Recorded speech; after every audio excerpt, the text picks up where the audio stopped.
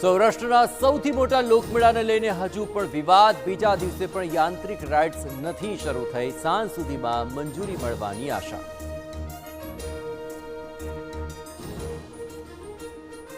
જન્માષ્ટમીના મેળામાં ખાતા પહેલા ચેતજો. રાજકોટના મેળામાંથી અખાદ્ય ખોરાકનો નાશ. 160 કિલો બટાકાના જથ્થાને દૂર કરાયો.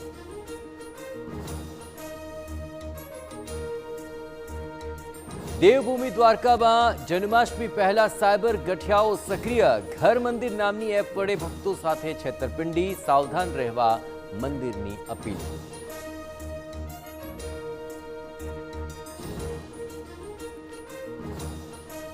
સાળંગપુર મંદિરની પણ ફેક વેબસાઇટ બનાવીને છેતરપિંડી. પોલીસે ઉત્તર પ્રદેશમાંથી પકડ્યો આરોપી. ઓનલાઈન બુકિંગને નામને કરતો હતો ઠગાઈ.